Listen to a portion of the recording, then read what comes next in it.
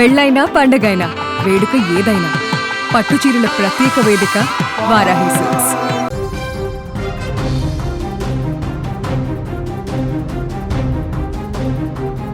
గుంటూరులోని ఓ BTech college.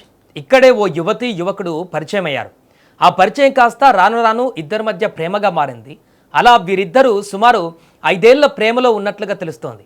బాగా చదువుకొని జీవితంలో స్థిరపడిన తర్వాత పెళ్లి కూడా చేసుకోవాలని అనుకున్నారు. కానీ సీన్ కట్ చేస్తే ఎవరూ ఊహించని ఘోరం జరిగిపోయింది.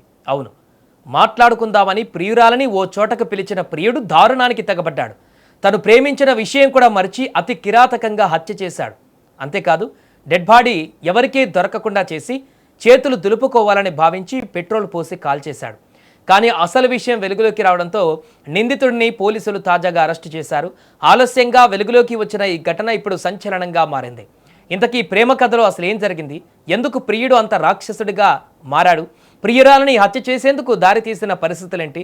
వెన్నులో వణుకు పుట్టించేలా ఉన్న ఈ క్రైమ్ స్టోరీలో అసలు ఏం జరిగింది అనేటువంటి వివరాలను పూర్తిగా తెలుసుకునేటువంటి ప్రయత్నం చేద్దాం.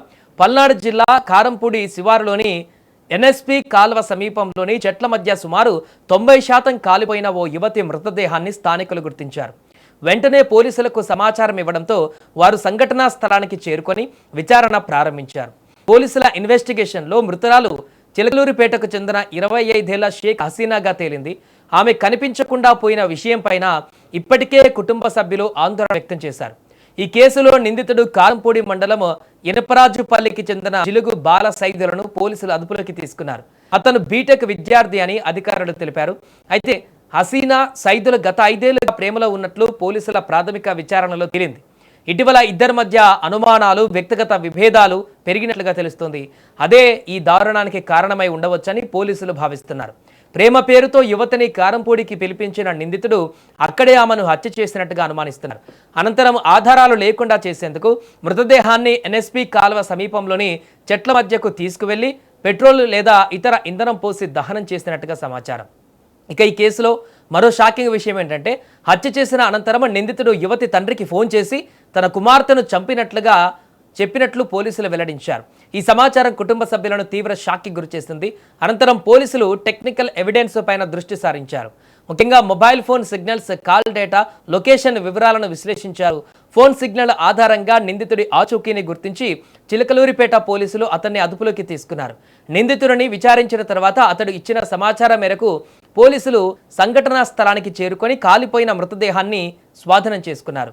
ఇప్పటికే ఈ ఘటనపైన కేసు నమోదు చేసిన పోలీసులు అన్ని కోణాలలో కూడా దర్యాప్తు కొనసాగిస్తున్నారు.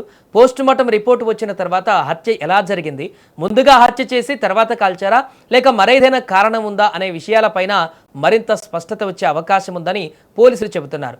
నిందితుడు ఒక్కడే ఈ నేరానికి పాల్పడ్డా లేక మరెవరైనా సహకరించా అనే అంశాలపై కూడా విచారణ చేస్తున్నారు.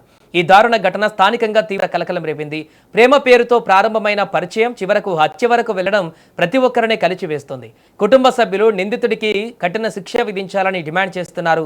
ప్రస్తుతం పోలీసులు సాక్ష్యాలను సేకరిస్తూ ఫోరెన్సిక్ రిపోర్ట్లు, మొబైల్ డేటా మరియు ఇతర టెక్నికల్ ఎవిడెన్స్ ఆధారంగా కేసును మరింత లోతుగా దర్యాప్తు చేస్తున్నారు.